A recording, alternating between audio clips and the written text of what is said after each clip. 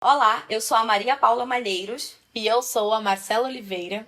Está começando o Papo de Futuro, uma série de entrevistas sobre o mundo pós-pandemia.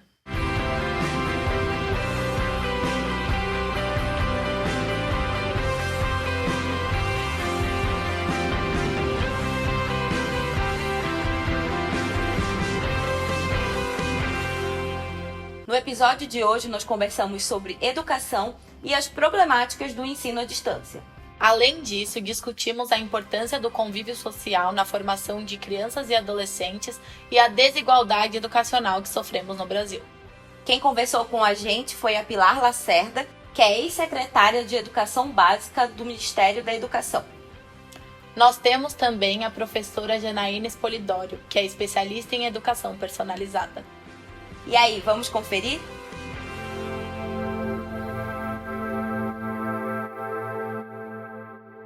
Janaína, Pilar, muito obrigada pela presença. Uma honra tê-las aqui para esse bate-papo.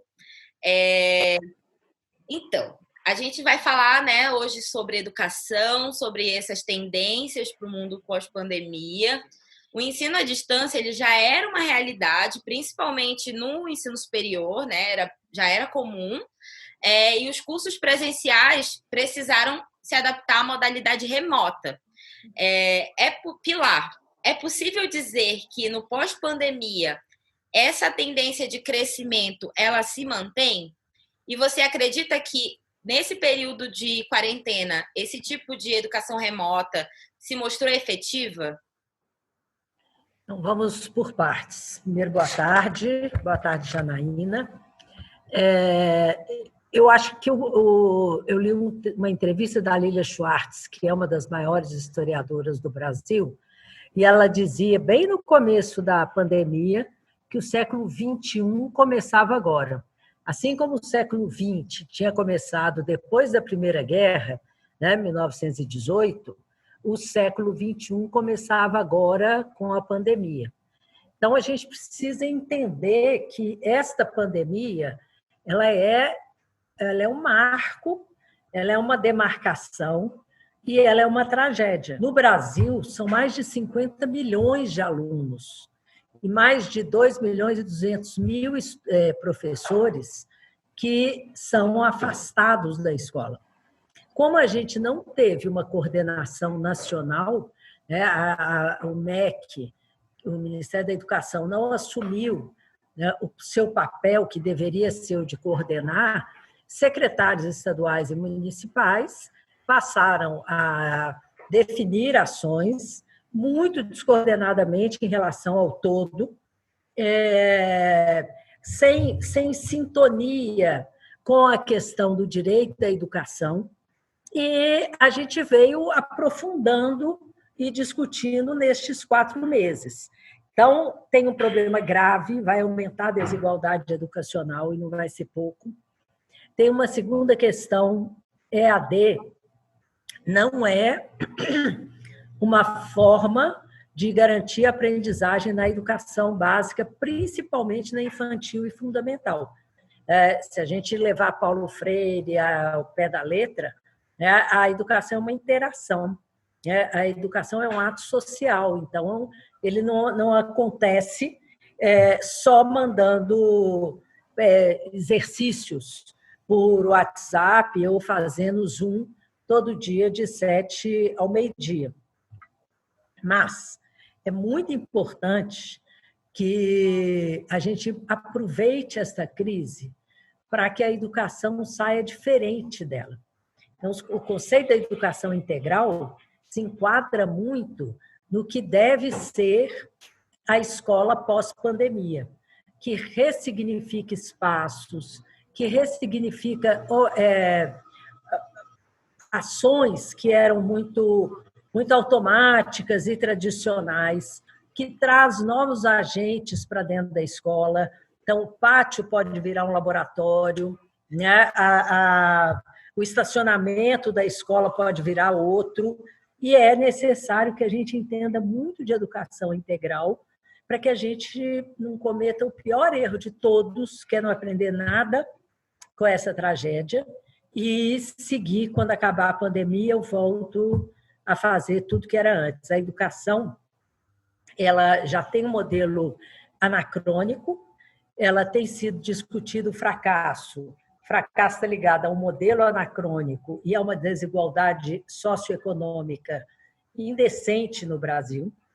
A pandemia está agravando a desigualdade educacional, porque milhares, milhões de crianças e jovens não têm internet, não têm um equipamento só para ele, divide o celular com a mãe, não tem um espaço em casa, e aí as pessoas se inspiram, né, em seu exemplo de classe média e começam a achar que sim, está acontecendo aprendizagem. Então, é muita coisa para a gente incorporar, né, inclusive a própria saúde mental, né, de educadores em geral, né, que a gente também vai ter que olhar. Nós vamos ter que olhar milhares de crianças que voltarão órfãs ou perderam seus avós, que eram seus cuidadores. Então, tem uma parte do emocional que a escola tem que pensar, né, mas a gente tem que aprender com isso. São muitas questões mesmo a serem resolvidas por aí. O buraco é mais embaixo, como dizem. E, Janaína, muitas famílias enxergam a escola como um depósito de criança, né? Onde elas ficam uma parte do dia e os pais podem ter um tempo livre ou trabalhar ou fazerem o que quiserem. Você acredita que no pós-pandemia a percepção do papel da escola vai mudar? Que finalmente os pais vão perceber a importância dos professores e do sistema escolar ou não?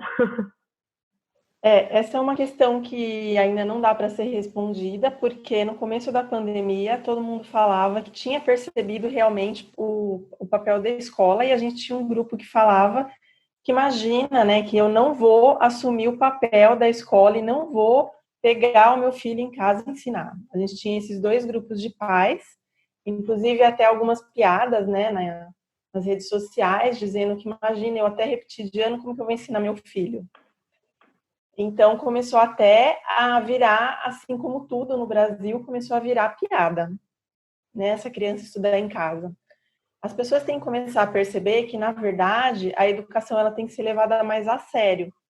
Então, essa falta de valorização da educação, eu acho que é o que leva esse pai a colocar a criança ali achando que é depósito, a deixar essa família não prestando atenção que aquela criança ela precisa aprender. A gente tem aí o caso também, a Pilar falou das escolas, né, públicas também, mas eu vou falar um pouquinho da particular. Eu tenho contato com as duas, né, mas uma coisa que me chama a atenção é o número de fechamentos de escolas de educação infantil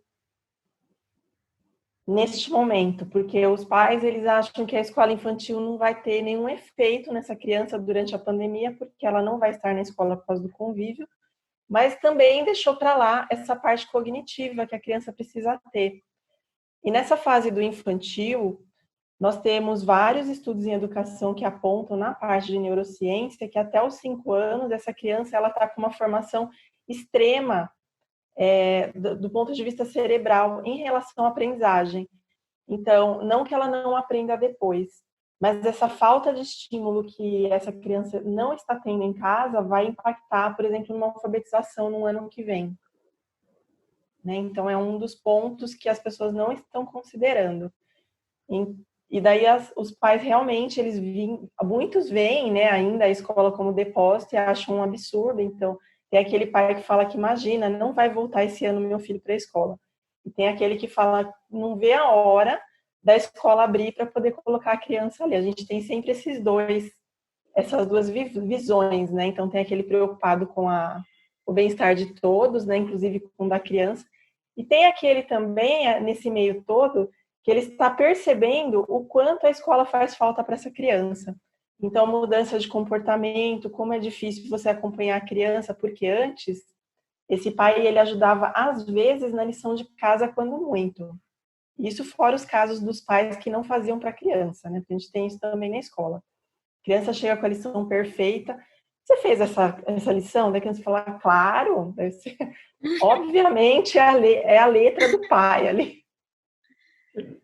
E daí o pai não percebia o quanto isso prejudicava. E agora esse pai não vai conseguir fazer toda a lição para essa criança. Fora os casos de quem não tem as condições, né? Como a Pilar colocou muito bem ali, que a gente tem os casos de desigualdade, principalmente da classe C, que não vão ter, talvez nem o pai semi-alfabetizado, que não vai conseguir nem chegar perto daquela lição. Então, esse é aquele pai que ele vai poder incentivar até um certo ponto, caso essa criança tenha algum acesso a essa lição, mas ele não vai conseguir ajudar. Esse assunto, né, de educação realmente é um assunto que a gente não consegue ter se a gente não falar sobre classes, né? E inclusive, voltando um pouquinho ao que a Pilar estava falando, a próxima questão que a gente quer colocar aqui em pauta é justamente como garantir que essa educação à distância seja efetiva e seja de qualidade para todo mundo, né? Porque é uma discussão que, se a gente for parar para pensar, essa coisa, vamos fazer aula online, é uma coisa muito da classe média alta, da classe A. Então, para que a gente discuta isso de uma maneira democrática, né, a gente precisa falar sobre o acesso à internet e à tecnologia.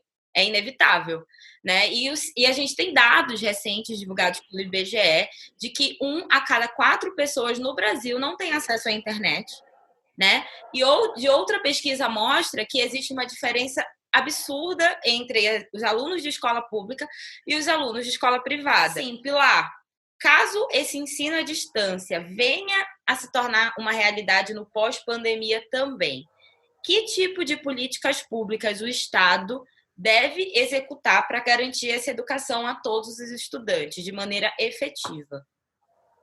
Primeiro, inserir o acesso à internet na cesta básica.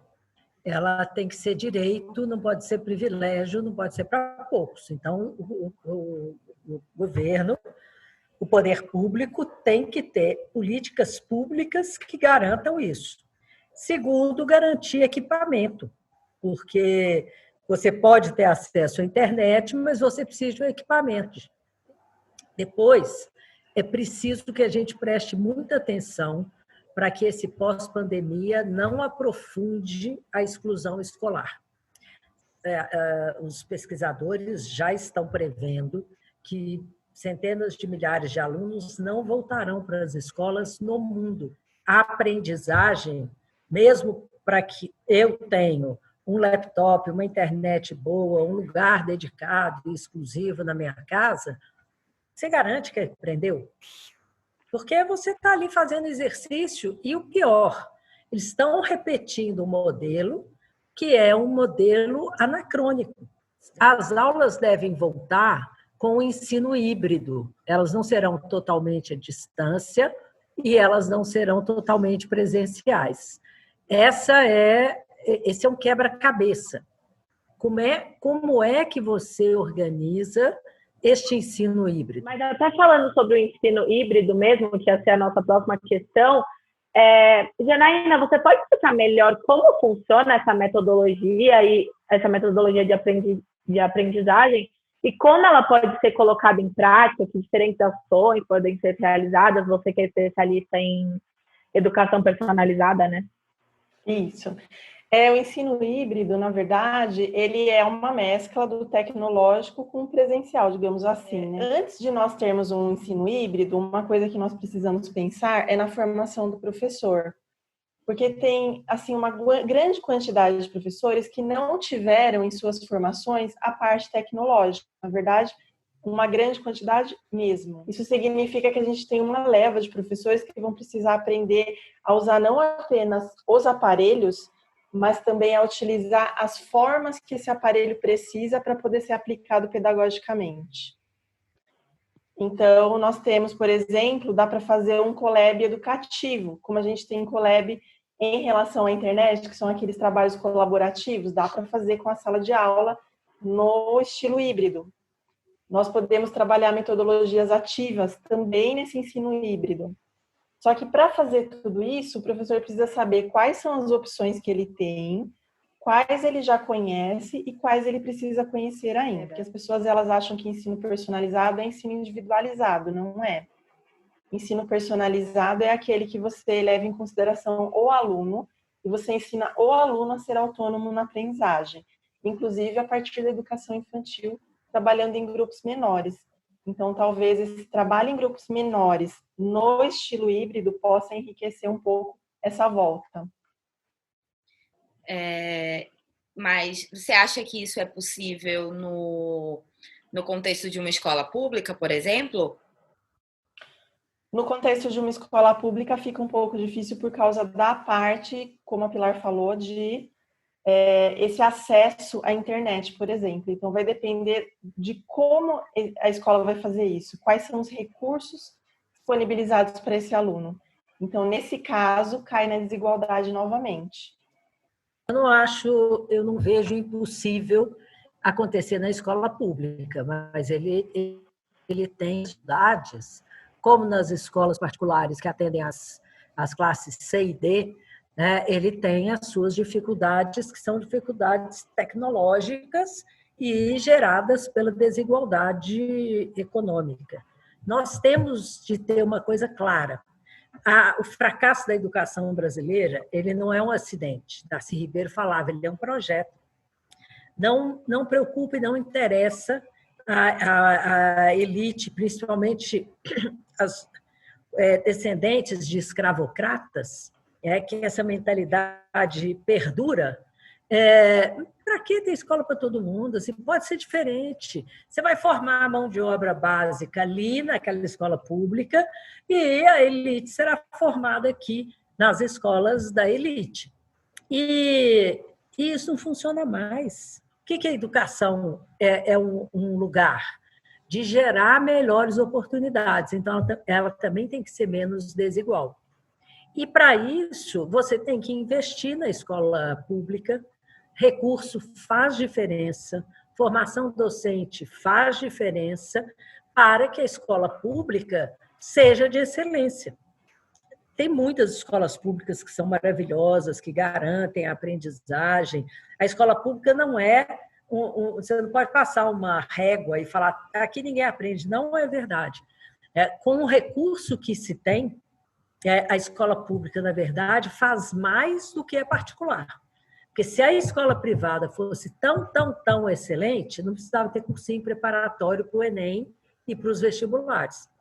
As condições de partida são as mesmas? Não. Nós temos que garantir que a escola da classe D tem as mesmas condições da classe A. E aí as condições de partida, por isso as políticas de cota, por isso o ProUni, por isso tantas políticas que tentam compensar essa desigualdade. Então, não é impossível você fazer trabalhos compartilhados, você levar essas novas metodologias para a escola pública. É possível, mas é necessário ter política pública que gere a estrutura necessária para que isso aconteça. Em relação a esse ensino à distância, essa tendência de ensino à distância, a gente tem uma outra problemática que é muito da educação pública, que muitos pais trabalhadores eles dependem das escolas para os seus filhos terem um lugar para ficar enquanto eles trabalham, né, o dia inteiro, geralmente fora, e às vezes até um lugar onde essas crianças vão se alimentar, né? E com o ensino à distância, esse problema veio à tona mais do que nunca. Então, como o Estado, como o país, como os governantes, que tipo de medidas devem ser tomadas diante de uma realidade como essa? Vou repetir: políticas públicas, políticas públicas, políticas públicas. Você é o Estado que vai gerar condições, por exemplo, a Bolsa Família, a política pública que veio lá do final dos anos 90, chamava Bolsa Escola, que era uma política pública para garantir que as crianças ficassem na escola. Então, nós vamos ter que pensar em políticas públicas que já algumas existem, outras acabam não está no momento muito bom, né, em termos de articulação de governo federal, estaduais, municipais. Você tem que reconhecer que existe fome, que existe pobreza e que o Estado tem uma função importante né, nessa elaboração de políticas. Agora, falando sobre todas essas mudanças, né, mudanças mundiais que estão acontecendo em vários setores e sobre a magnitude desse novo normal, como as pessoas dizem, Janaína, eu queria saber de você, se você acredita que é necessário uma reforma educacional. Eu acredito que o Brasil ele só vai chegar numa reforma, se ele algum dia chegar nessa reforma educacional um pouco melhor, ele vai ter considerado a realidade de cada estado, vai ter feito uma educação mais estratégica e pode até ser que seja com a educação integral, né, como está acontecendo em várias escolas. Aqui no meu município tem educação integral em algumas escolas, mas é uma mudança extrema na sociedade. Não é uma mudança assim que vai acontecer agora, né? Eu acho que eu nem vou estar viva quando acontecer isso, para falar a verdade, porque a gente vê isso a longo prazo, né? É uma coisa assim que é uma mudança social para depois cair na educação. A gente fala de escola pública, às vezes a falta de recurso ela pega, mas todo o meu conceito de ensino personalizado ele foi construído dentro de uma escola pública, quando eu estava na sala de aula de uma escola pública. Na escola particular eu jamais teria conseguido fazer um projeto desse, jamais, porque a escola particular ela limita o professor em alguns sentidos. E a escola pública, ela dá uma certa liberdade que você não tem na particular. Porque a particular, você está atendendo aos pais também, de uma certa forma. Porque aquele pai, ele paga uma mensalidade e ele exige um certo tipo de trabalho que nem sempre te dá uma liberdade em relação à sua pedagogia. Então, na escola pública, ela tem a desvantagem do convívio, mas ela tem uma flexibilidade maior, no meu ponto de vista. A educação teve que se ressignificar, a gente teve que se ressignificar, e eu acho que é essa a grande lição, né?